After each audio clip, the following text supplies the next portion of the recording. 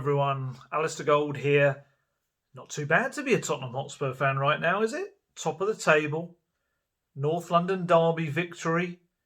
7 points from games against Manchester City, Chelsea and Arsenal. I think it's 5 clean sheets out of the last 6 as well. Qualified for the Europa League knockout stages. Yeah, it's not too bad at all. And what was even more heartening, let's say, yesterday was the return of fans to the Tottenham Hotspur Stadium.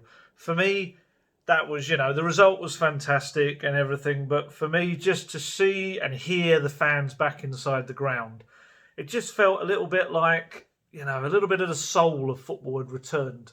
It was weird to begin with. I must admit, I've been very, very privileged, very fortunate in that in my job, I've been allowed to go into stadiums, obviously, while many can't. And it was a little bit weird. In the first, I'd say 5-10 minutes, I've got very used to it almost being like my office kind of thing at the stadiums, being able to hear everything that, Mourinho, the staff, the players say. And suddenly, I had these upstarts behind me, fans in the West Stand, in the boxes behind, shouting and cheering and singing. And obviously the South Stand making a hell of a lot of noise because, if I haven't said before, the South Stand is built specifically for the acoustics. To have the bulk of the 2,000 people in that stand actually meant it was pretty loud. I put a video on my Twitter account. Have a little listen to it just pre-game, and that was before I think everyone was in their seats. Someone used a really good expression earlier. I've forgotten the word for it now. It's like I think it's a whispers gallery of how just the little noise can reverberate and make a big din. And that was exactly what happened. So for me, I've been so used to kind of almost working in quiet, in like an office atmosphere. It was a bit odd to begin with. But then I think for me, the moment that kind of snapped me back into, oh yeah, that's why I love it, was Son's goal. Obviously, you'll have seen it a million times from different angles. Amazing goal. One of the best North London derby goals of recent memory. It was superb.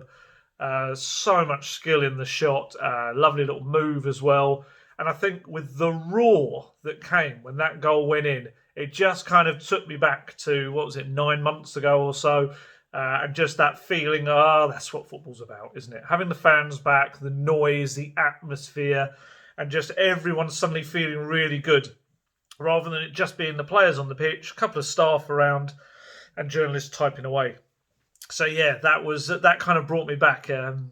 It was funny, and from then on, it kind of, you get the good and bad of having the fans back in. I say bad. It's more funny little things that make you chuckle, like all the chants are back, and hearing Gareth Bale's chant as well was wonderful to hear that back. Although he didn't come on. He warmed up quite a lot down the sidelines, and the fans kind of let him know that they were there and they knew he was there. But just silly little things like, you always get those fans who just shout random kind of quite bad takes sometimes on certain players and just little things, and who have their clearly agendas against certain people or want this decision made, and you kind of forget about all of that. And there was one moment that made me chuckle when someone behind me up in the boxes shouted about an Arsenal player on the ground, like, it's not even a head injury, get on with it, get on with the game, get up. Meanwhile, it was Saka, the Arsenal player, and he had blood pouring out of on his nose and onto the pitch, and he clearly had a whack in the face. And he just it's just funny. It's all those little things that make up, little quirks that make up a football crowd as well. And Mourinho said before the game that he wanted the crowd to be fans that would want to wear the shirt and play the game, rather than ones just rocking up to the stadium for the experience of an amazing stadium and a Premier League match. And he got what he wanted. They were a good crowd. And at the end of the game, all of the Spurs players went over and acknowledged them and applauded them. And Sonny got a little special kind of ovation at the end when he went up on his own. And it's just nice. It was nice. It was only 2,000. Hopefully that number will grow as they show that it can be done. And I haven't heard anything negative from the fans that turned up, that it all kind of went well. So hopefully that's something that keeps going. And also another nice touch, they applauded through the players taking the knee, after certainly events that took place across London, at Colchester, I think, as well. It was just nice to see fans kind of getting what it's about, and rather than sticking it on whatever theories and things like that, it's just, in essence, it's just players in the Premier League saying no to racism. There's no higher power, there's no attachment to any groups or anything that people would really like it to be. It's just merely making that point of taking a stand against racism. And that, I thought it was very classy, the Spurs fans applauding. I think Chelsea fans did it the day before as well, and it just kind of kept the good feeling going. I think that also helped a little bond between everyone in the stadium as well before the game. But the match itself, let's get into the game. Just absolute Mourinho match, wasn't it? Beauty and the Beast, as it were. Two beautiful goals. First one from Son, I've already explained, Kane taking the ball, playing it onto Son, and the Arsenal defenders were scared stiff of Son and Kane. Anytime they got the ball in their half, they were just backed off. And absolutely, that was to their detriment, as Son just curled a beauty from about between 25 and 30 yards. Lovely, lovely, lovely goal. And then Spurs' second one, we'll go into a little bit more detail of how it started later on, but lovely, quick counter-attacking move, devastating stuff. Aurier, Lo Celso into the path of Son. Son waiting for the perfect moment, balls to the side, Kane bang off the crossbar and in. It essentially was game over at that point. Second half, Arsenal changed it around a bit, had Xhaka pulling a little bit deeper, dictated the possession. Ultimately, there was nothing going, though. They weren't even looking like they were going to score. If Spurs made Man City look like they weren't going to score, if they couldn't do that, then Arsenal, it was levels below. I was so surprised at how blunt Arsenal looked. I know they've got the fourth lowest goal tally in the Premier League this season, but I was still surprised. Spurs just pretty much marked them out of the game. Aubameyang and Lacazette, very, very little to feed off of. 2 shots on target the whole game. And the defence did their job. Again, we'll talk about the defence a little bit later, but I saw, when I got back from the stadium, I'd heard that there'd been pundits griping about the way Tottenham are playing and the Mourinho style. I just find that mind-boggling. For years, decades, pundits, anyone you want to know, has been saying, Spurs, attractive to watch, but fragile, soft underbelly. Now they're top of the table and they're complaining that it's too pragmatic and gritty and not pleasant to watch. I'm sorry, but if you're going to call a game that has 2 goals like that in it boring, I don't get it. It had a bit of everything. It had a beautiful individual strike. It had a lovely team goal. It had some of the best defending I've seen. One of the best midfield displays I've seen as well. I just don't get that. It just doesn't kind of work for me. I don't think you can have it both ways. Either you want an attractive team that, falls apart in the big moments and doesn't have that mental strength and physical strength on the pitch, or you have a team that just, that get the result. They've got the quality, with attacking quality like Son and Kane, and Lo Celso and Ndombele, obviously wasn't playing yesterday. Players like that, and Bale still to come on, and Dele still to come into it as well.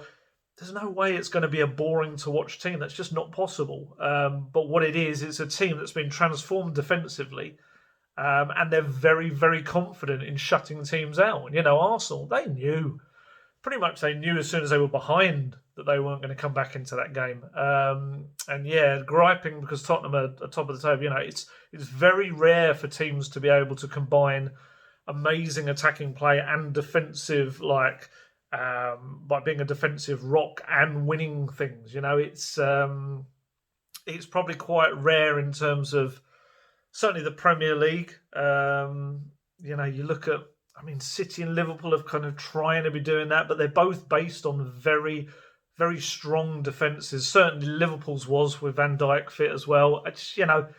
It's possible, but I'd say it's rare. And I certainly wouldn't criticise a team that, have got one of the highest goal tallies in the league. I think Spurs have scored the 3rd most, and they've conceded the least. Surely that sounds a little bit like best of both worlds to me, but hey, what do I know?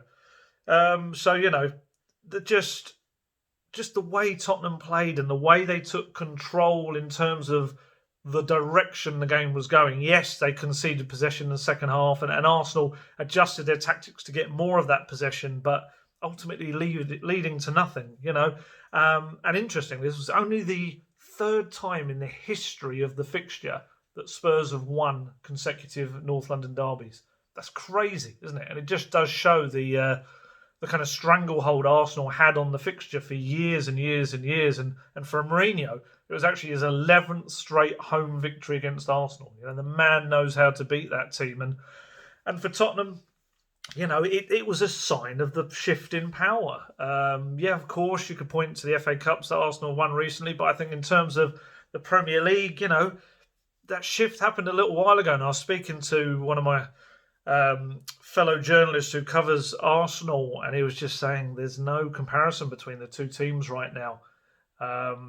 One is very much set up as a team that is going to be challenging at the very top of the table, and the other is one very much in a transitional period. And I think it's really, really interesting to see out there. I mean, I want to talk about Son and Kane. I don't want to. I know it sounds like it almost becomes boring because you have to talk about them so much, but it's because they're so utterly world class. That was what Mourinho said afterwards. These two are world class. It's as simple as that. You look at the numbers. Son, 13 goals, 6 assists in 17 matches this season. Harry Kane, 14 goals. I think it was 11. 12 assists. It might even be 13 now. It's incredible in the same number of games, and he's both of them. The combination between the two, they've 31 goals combined between them, as in setting each other up, which is second highest in the Premier League history, just 5 behind Drogba and Lampard. And there's a common denominator there. It's Jose Mourinho. He clearly has a way of forging these attacking partnerships in players. And Kane said after the game that the system suits us. It allows us to play together. The counter-attacking style kind of brings the best out of both of us. And that's shown in the way they're performing. I mean, Son was in such good form that there was this one moment after he'd scored that wonderful goal that Rob Holding launched into a tackle in him and kind of in doing so pushed Son to the floor. Son just sat there and kind of laughed at him and got up, and he was just smiling away as he walked away, as if to say, you can do that all you like, mate. I've just scored a wonder goal and we're going to win this match. And it's just the confidence in them is sublime. And Kane, for me, I remember probably thinking that the Kane of, what was it, third Pochettino season, was it maybe? The one where he had the calendar year where he outscored Messi and Ronaldo. And I just kind of thought, wow, that's the pinnacle. What an amazing achievement for Harry Kane. He's better now than he was then. He's scoring at the same rate, but he's assisting at an incredible rate. He's going to get this right. He's assisted 11 times, I think it is, in 10 games this season. No, sorry, other way around. 10 times in 11 games in the Premier League, which is the fewest it's taken anyone in Premier League history to get to 10 assists. It's joint with Ozil, I think in the 15th or 16th, 2015-16 season, I think it maybe was. But the difference is Harry Kane is scoring an incredible amount of goals as well as laying on those assists. It's just, he's a phenomenal player. He is. I've said this before, but he's a number 6, a number 8, a number 9, and number 10 rolled into one. He was as effective in the Spurs box as he was at the other end of the pitch yesterday. He was clearing balls with decisive headers in big moments. He was challenging around the box. He's just incredible player. If they can keep him fit, he's going to have a record season in so many aspects. His goal yesterday, it's his 250th goal in his career for club and country.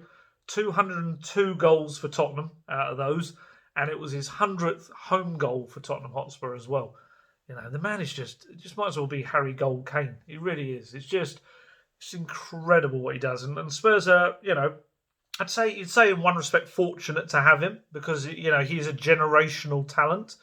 But, they worked hard on him through the youth academy and they through the loan system and everything. And the Spurs put a lot of work into him.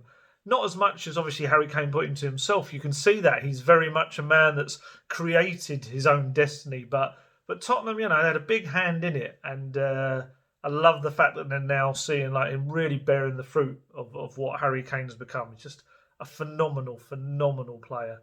I also want a bit of a shout out as well to Steven Bergwijn, because you won't see Steven Bergwijn in any headlines about the game. You probably won't see many people mentioning him because obviously Son and Kane was so dominating, and a certain Danish midfielder who we'll come to was also excellent, as well as an Ivorian right back. But Steven Bergwijn did an incredible amount of work yesterday. I had quite a good view of him, especially actually both halves, because he's kind of quite fluid in where he was positioned. But he did so much of the dirty work, as you'd call it, the defensive side of the game, but also making the runs that allowed the space for Son and Kane. So if you watch both goals back, you may have already noticed it. Son's goal, when he's coming in down the left-hand side, cutting inside, the space is there because Bergwijn has dragged two Arsenal players away with him on a run on the right-hand side. And likewise for the second goal, although it was a little bit weird in that Thomas Partey kind of came off the pitch, left a bit of space behind him and was being shoved on by Arteta back into the pitch, although he clearly couldn't even move properly. Very odd. But within that, Bergwijn again run off to the right-hand side. Very clever run, taking defenders with him, and that left the space for Son to move into, and then secondly, Kane to come around into space to fire in. Bergwijn was excellent. Mourinho gave him a little name check after the game, which I thought was really important. And for me, the kind of Dutchman, he's only 23, isn't he? Is he 23, maybe 24 now? I think still 23. Actually, was he 22? I'll have to look that up. I'm sure one of you know. But he showed why he's picked in these big matches. Why Mourinho at the moment, Steven Bergwijn is leaving Gareth Bale on the bench. He is leaving Lucas Moura, one of Mourinho's big favourites, on the bench. Because Bergwijn has got the fitness, he's got the defensive side of the game, he's very intelligent in what he does, and he's very young and he's soaking up all of the information that Mourinho gives him. He's not quite hitting the mark in an attacking sense in terms of finishing off chances or setting up goals, but that will come because he's putting that base layer, the foundation in of doing what Mourinho wants. And I thought he was really, really, really good. And like I said, I just wanted to flag him up because I thought it was excellent. Other players. Serge Aurier. Massive performance from him. Anyone that watches these or reads my stuff knows that I've been very critical of the lack of discipline and consistency in the way Aurier plays. I don't think anyone doubts that he's had the talent. I think it's been more about how he applies it on a football pitch. There were a couple of moments yesterday where he does his thing of going wandering. He turned up on the left at one point. He turned up through the middle at another point. But that's more of a rarity now, which is a massive thing, whereas it was more commonplace before.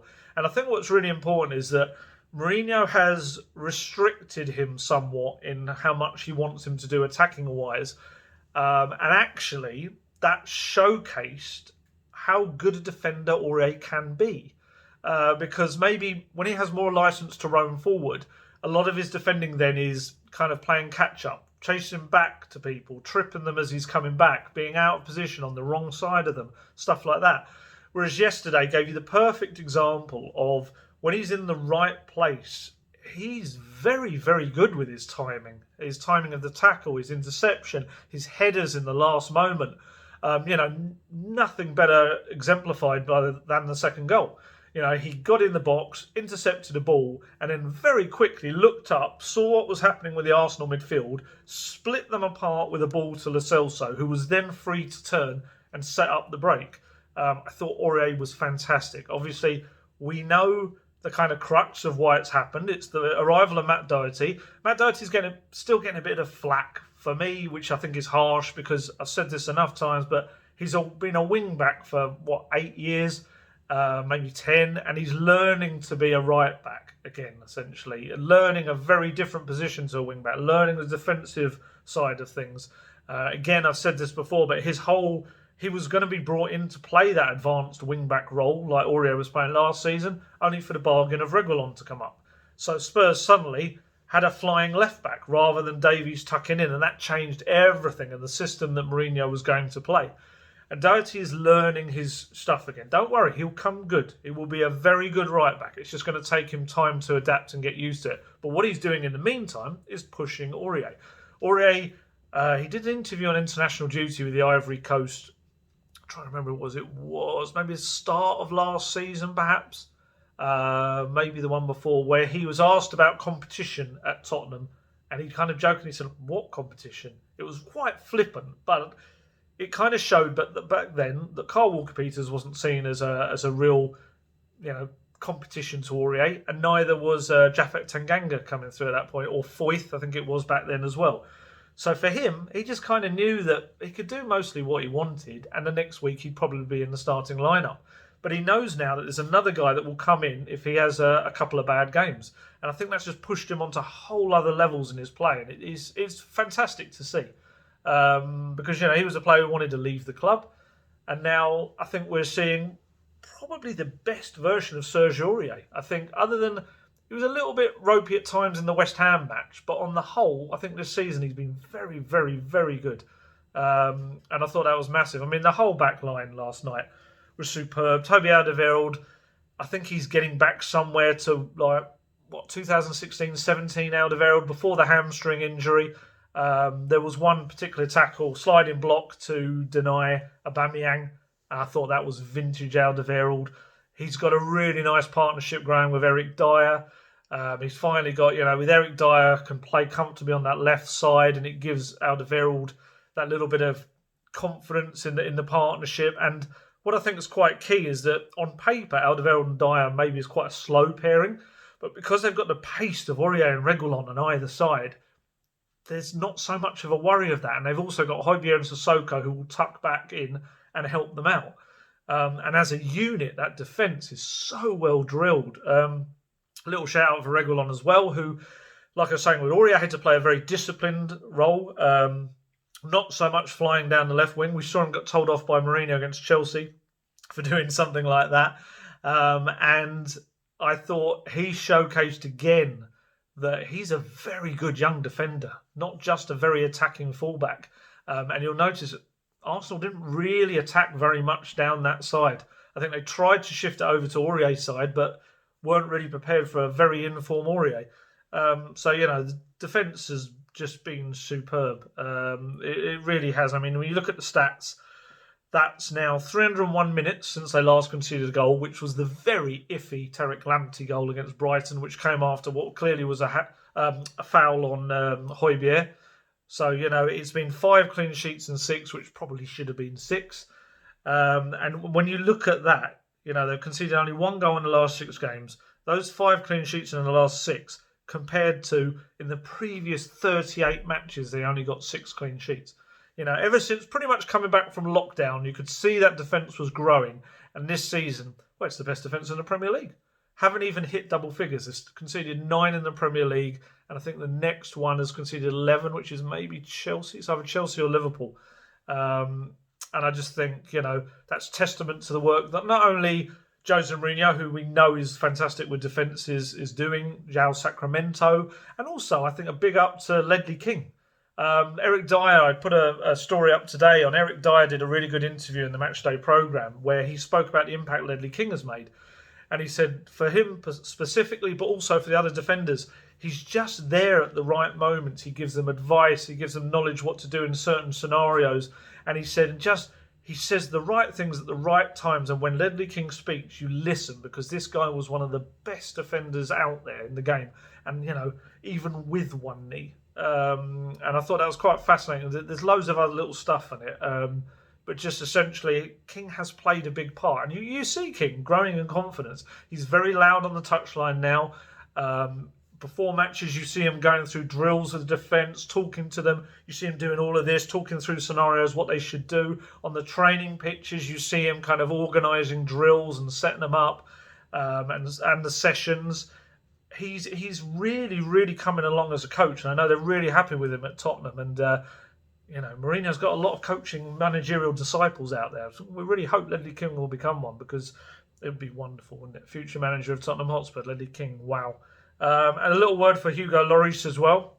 Some real doubt before the game whether he was going to play. Some fitness concerns over him, which only really the night before were cleared up. And then we kind of found out on the morning of the game that he was going to be okay to play. And again, another one of those performances where absolute concentration, very little to do other than rushing out, claiming crosses, making punches, and then that late save from Lacazette's header, which he scrambled across the goal, sprawling save, pushed it aside. He just does what he needs to do, Lloris. He's so good right now. I'd go as far to say, and it's maybe a big claim, but I think right now, probably since Spurs returned in, was it June, for football, I think he's been one of the best goalkeepers in the world. I do. I think you take away a lot of the messy stuff he was having to deal with, the kicking short, which we know he's not too good at, just concentrating on his handling and his shot stopping and stuff like that. And the fresh eyes. Tony Jimenez was a very good goalkeeping coach, but just having a fresh person to work with after almost 6 years in Nuno Santos, I think he's been near faultless since he returned, during that lockdown stage. Terrific player. And we have to talk about Pierre-Emile Hojbjerg. What a player. This was another thing that my Arsenal reporting friend said during the game yesterday. It was at half time. He just went, Hojbjerg is the difference.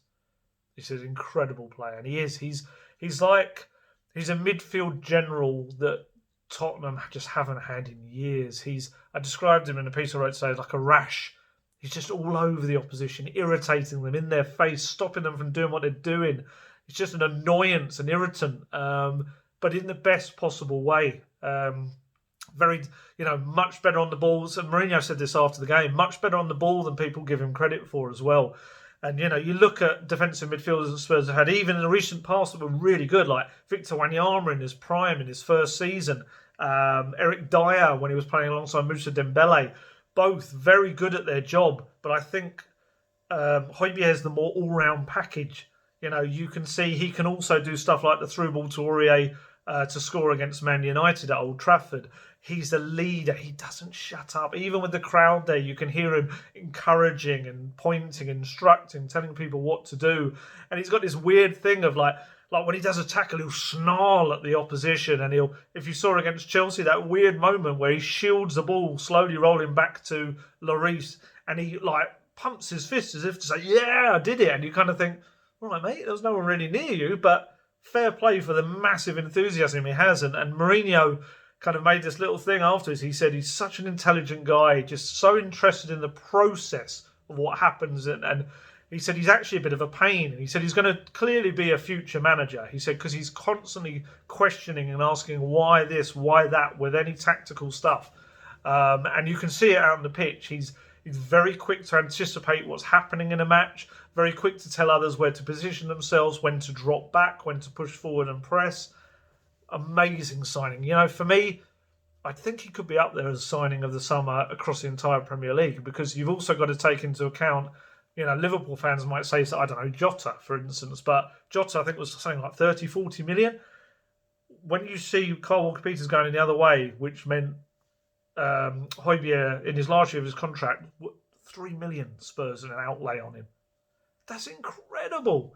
This guy, he's the difference between a team challenging at the top of the table and not, for me. He's such a leader. I think Spurs have got to wrap him up in cotton wool a bit. He played 90 minutes against Lask in Austria, and then came and played another 90 minutes against Arsenal. There was one point in the second half I saw him calling to something to be chucked on. It looked like either one of those kind of energy fuel things that you have when you're running a marathon or a little bar or something, and he was kind of taking it in and just trying to get his energy levels up for those final 10 minutes. But guy's got incredible energy. I hope they leave him out on Thursday. I hope he has a rest. But what a player. And not to forget Moussa Sissoko, who I thought was superb as well. Covered every blade of grass, covered for anyone that was out of position. And I think this is the thing we all wanted, the Hojbjerg, Lo Celso and Dembele trident, as it were, the triangle. Didn't work in Austria. Looked very open and susceptible to attacks. As you know, we kind of thought it might, but we just kind of hoped maybe in certain scenarios and games it would work well. But I think Sissoko kind of proved, that's he needs to be in that kind of midfield area at the moment. I think for me, the long term will be Oliver Skipp. Oliver Skipp doing incredible stuff at Norwich. Daniel Farke, the Norwich coach, said it was a great quotes from him the other day saying, because obviously Norwich top of the table, Skipp is starting every single match and playing pretty much the 90 minutes every single time. And Farke said, I don't think people realise how young he is. I think people kind of now just expect him to go through matches and not make any mistakes, which is incredible for a guy who's 19, 20. And he's that good. So for me, Mourinho made it very clear that Skipp was going to eventually become a Tottenham Hotspur captain. Everyone at the club has massive hopes for him. And he's gone away to Norwich, absolutely proving it. England under-21 regular now as well. For me, I see him coming back and not only being a potential backup for Hojbjerg when he gets injured, but I think he could take on that role alongside him. I think he's a very technically good young player who's also capable of getting up the pitch. And I do think for Sissoko and Winks long term, I think he's the threat. I think him alongside Hojbjerg could be a very, very, very good partnership. Very aware I'm saying very, very quite a lot. Don't know why. But yeah, that base in the midfield with him, either of them taking turns of being a box-to-box kind of player could be very exciting and really free up everyone in front of them as well. So yeah, keep an eye on Oliver Skipp and what he's doing at Norwich. Fans love him. Canaries fans absolutely taken with him. He's been superb. So yeah, little word on Lo Celso. I kind of mentioned him earlier. He was very involved in the second goal in the build-up play. Very, very nice run, well-timed ball. He came into it because Tanguy Ndombele, who was set to start. He was going to play against Arsenal, but I think it was late the day before, and then they kind of left it until the last possible moments. He just wasn't feeling right. There was an issue with him that meant he didn't feel that he could play to his full potential, and it was quite interesting with him. You'll notice anyone who I saw the quotes while we were at the stadium from Sky Sports said that.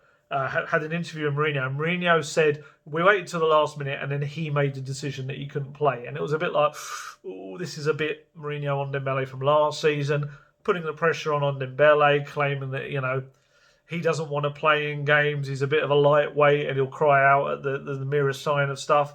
But I thought it was quite interesting that when we got to after the game, Mourinho revised what he said. And when he was asked about players that were doubts, he actually said that on Ndombele, he said, we decided that he wouldn't play. And I thought that was quite a big little moment. That's a bit of a paradox, but you know what I mean. It was quite a big moment in terms of just saying, because no one will have told Mourinho, oh, mate, that was a bit harsh.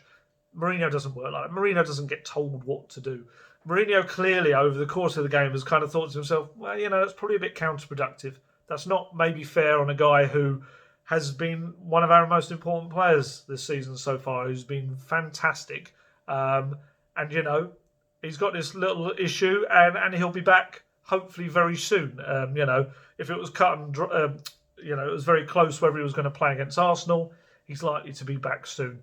But Lo Celso came in. I thought he was much better than he was. He was pretty awful in Austria. Really wasn't great when he came off the bench against Chelsea. I mean, we talk about 7 points from the last 3 big games. Lo Celso had just been a bit more switched on in those final minutes against Chelsea. It could have been 9 points maximum from them.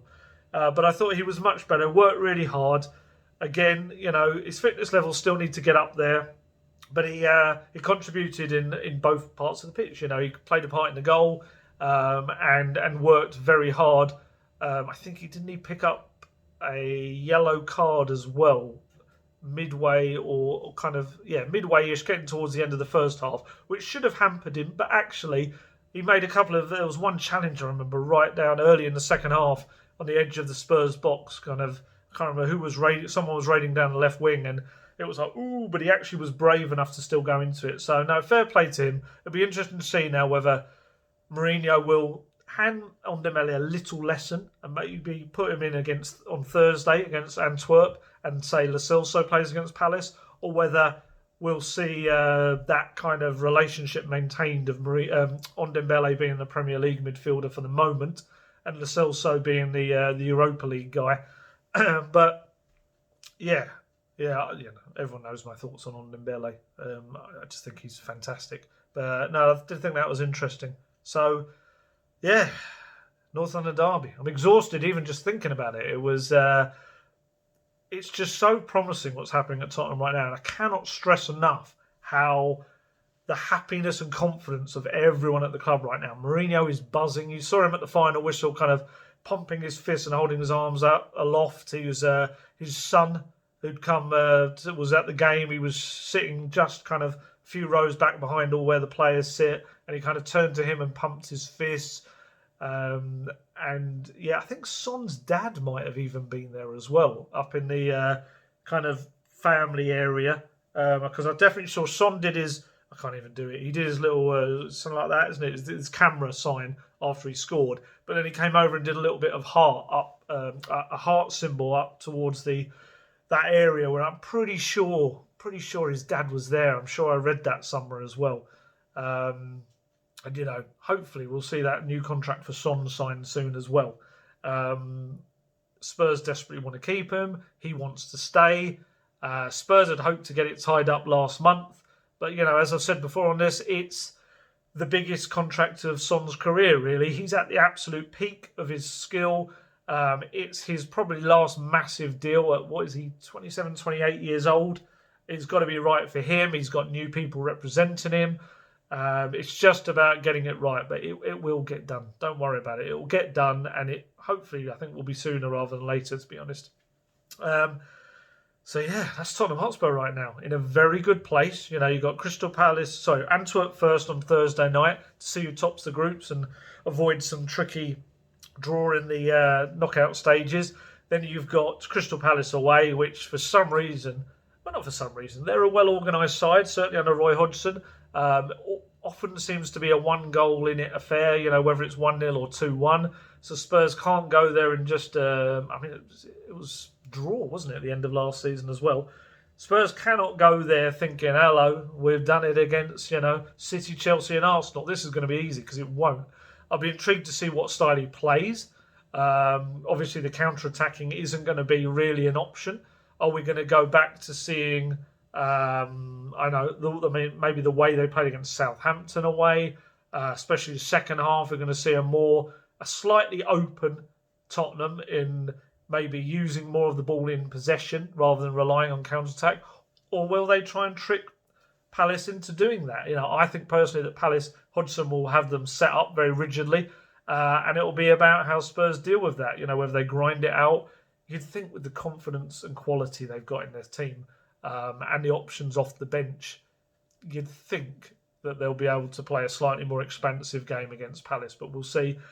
And then you go straight into another game where I think we'll go straight back to counter-attacking, and that'll be Liverpool at Anfield the following midweek. Massive games. We're talking about every few days is a massive game.